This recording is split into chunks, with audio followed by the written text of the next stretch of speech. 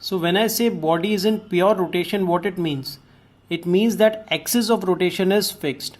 Okay, and all points of the body except the points on the axis are performing circular motion.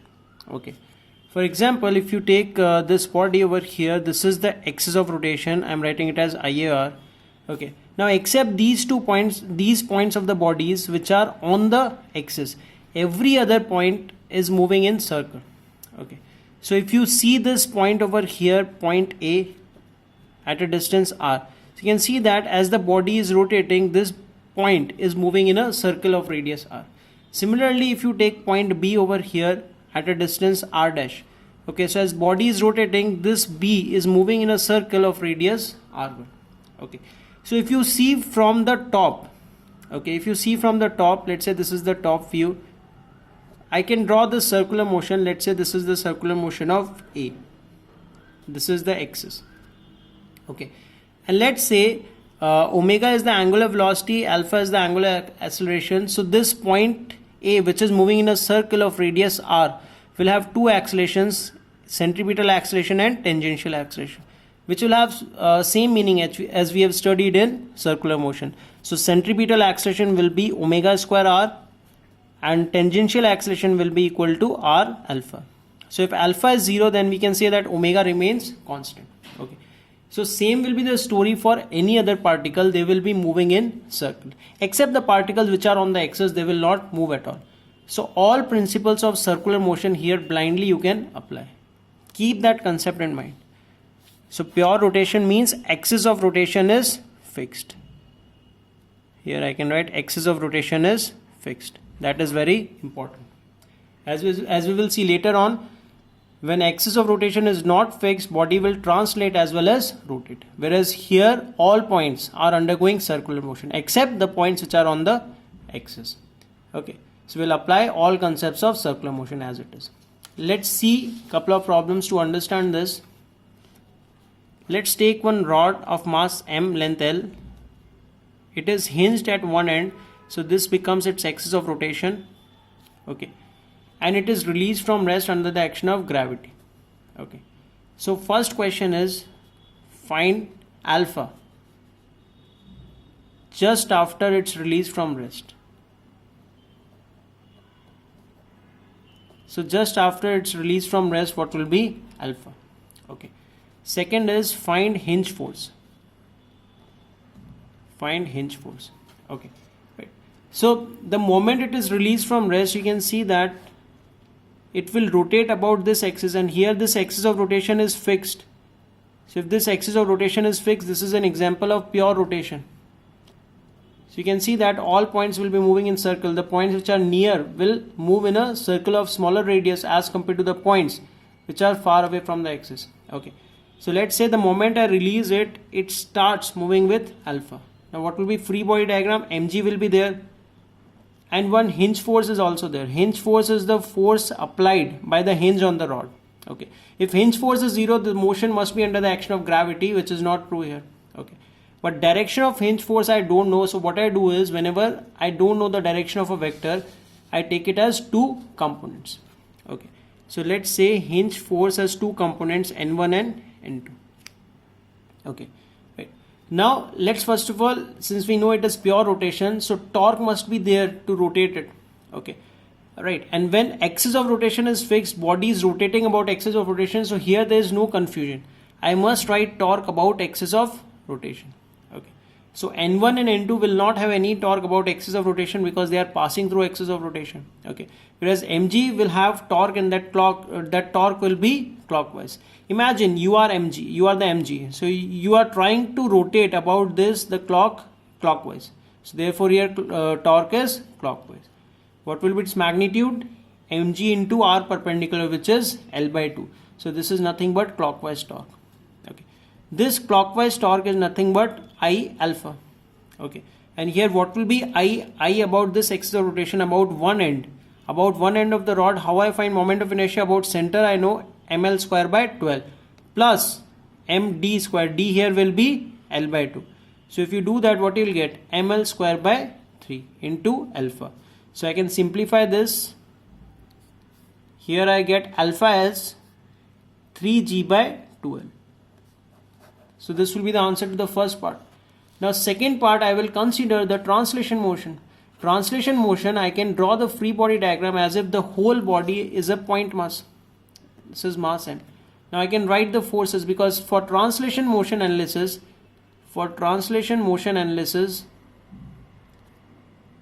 you very well know where, at what point force is acting, doesn't matter. So I write it as point mass. What are the forces? Mg is downwards, N1 is upwards, N2 is in this direction. Okay. And you can see that this point will be moving in a circle, so there will be two accelerations. One will be towards the center, which will be AC, and other will be tangential. This is AT. Okay. Now here we very well know the values of AT and AC. AC will be equal to omega square R, and AT is R alpha, where R is the distance from the center.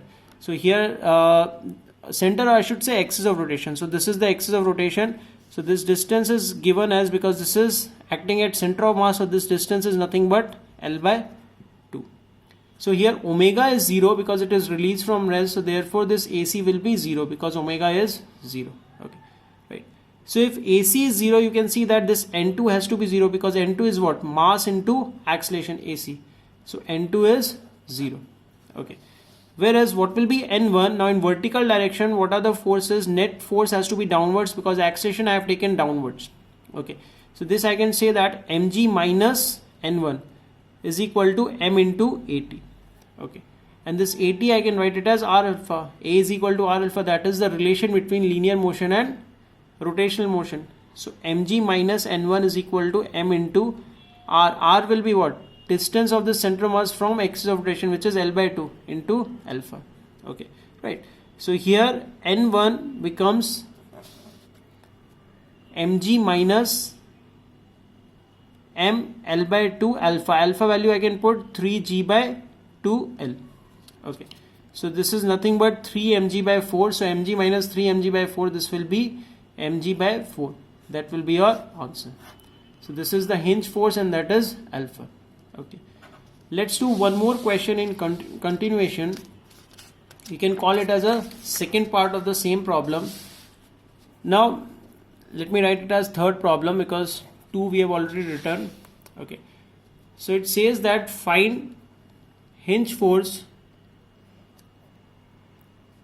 when rod becomes vertical. Okay, so find hinge force when rod becomes vertical. Okay. So you very well know you have left it horizontally. So after some time, the axis of rotation will be as it is. It becomes vertical. So as it becomes vertical, it will gain some angular speed. Okay. This angular speed easily I can calculate using conservation of energy. This is the initial situation. This is the final situation. Okay. So I can say that loss in potential is equal to gain in kinetic. Now what is loss in potential here? Center of mass is moving a distance L by 2. So mg L by 2. And this is pure rotation. So pure rotation kinetic energy, I write it as half I omega square. I about axis of rotation. So here I about axis of rotation is ml square by 3. So half I omega square. Okay. So from here you can find the value of omega. So this omega square directly I am writing instead of omega. This will be 3, this L I have cancelled, 1 L I have cancelled, so it will be 3g by L. Okay, as you can see, 3g by L. Okay, now this will be your omega. Now I want to find hinge force, so I'll draw the free body diagram when it is vertical. So when it is vertical, what are the forces acting on it? One will be this mg. Now hinge force I don't know, so again I'll take two components. So let's take two components as N1 and N2. Okay, these are the three forces acting on it. So now you can see that torque about axis of rotation, N1 and N2 are passing through it, and mg is also, you can see that line of force is passing through the axis of rotation. So torque due to all forces, N1 as well as N2 as well as mg, is 0. So I can say that net torque is 0, which tells me that alpha is 0. Okay. So these two important points we got over here. Okay. Now let's worry about translation motion. So this is your axis of rotation. Translation motion means I can just take it as a point mass at center of mass. This is M. Okay, right. And now you can see that just like any other point, this center of mass is also moving in a circle. So you can see that this is moving in a circle. So this will be centripetal acceleration and this will be tangential acceleration. Okay. So let's draw the free body diagram of this point mass M. Mg will be downwards. N1 I have taken upwards and N2 I have taken leftwards. Okay. And accelerations are AT and AC. Okay. Now we very well know AT is equal to what? R alpha, and here alpha is 0. R will be what? This distance, which is L by 2 alpha.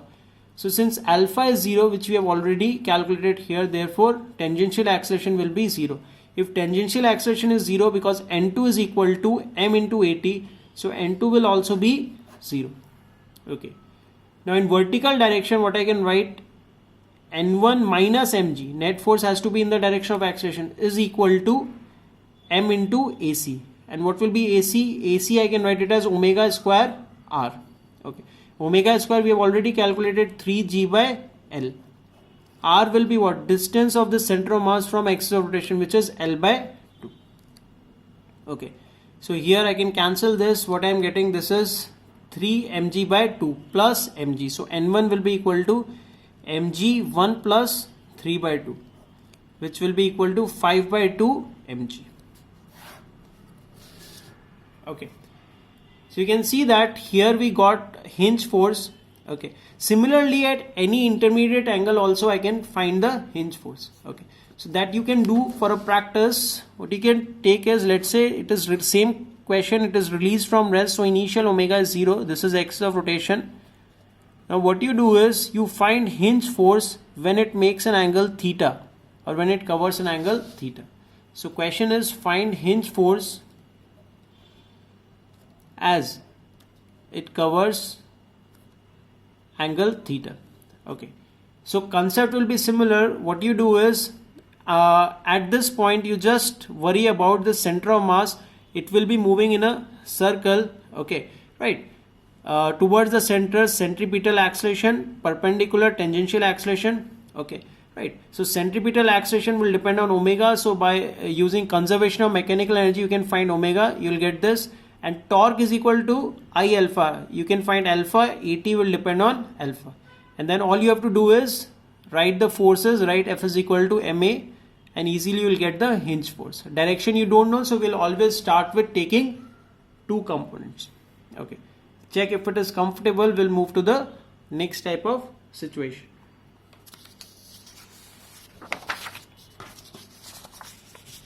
Let's take another situation here. We have a ring of mass M and radius R, semicircular ring. So here we have this semicircular ring of mass M and radius R, and it is hinged at this point. So this is vertical plane only, G is downwards. So it is hinged over here, so this becomes its axis of rotation. Okay. And initially it is horizontal. Right. So question is, if it is released from rest, we have to find what will be the hinge force. Okay. If it's released from rest, find hinge force. Find hinge force. Okay.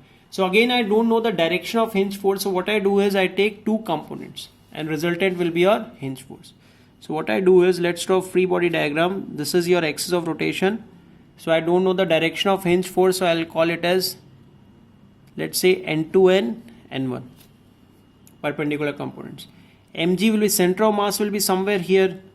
So this will be Mg, and this distance you already know. What will be this distance? D.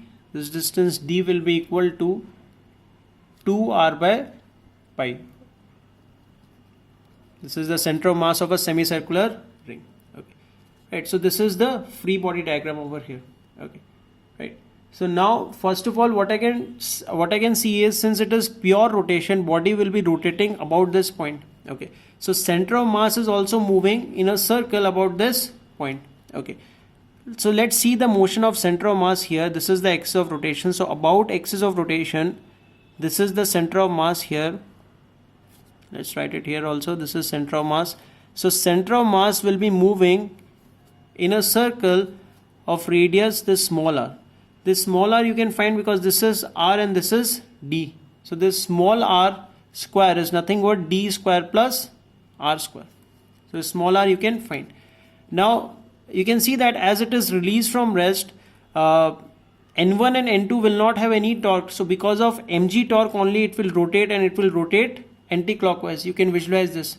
Imagine yourself to be the force. So if you are just pulling this object in this direction, it will rotate anti-clockwise. Okay. So as it rotates anti-clockwise, I'll say that this is alpha, anti-clockwise alpha. Okay.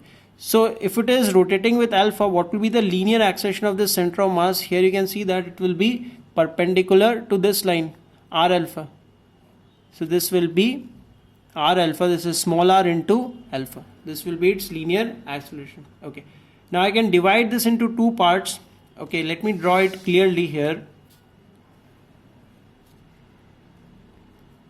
So this is your center of mass, and you can see that if this body is rotating with alpha, this point will be having acceleration r alpha. This is small r. So this is small r into alpha.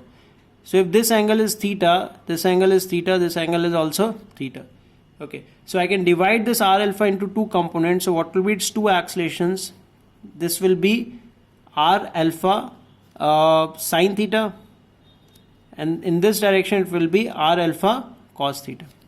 Okay, right. Now I can write the forces here. What are the forces? This is N1, this is N2, and mg is downwards. Now it's very simple. F is equal to ma in the direction of acceleration. Okay, right. So what I'll write in horizontal direction, there's only one force N1. So what I'll write, N1 is equal to mass into, this is the horizontal acceleration, m into r alpha sine theta. Okay.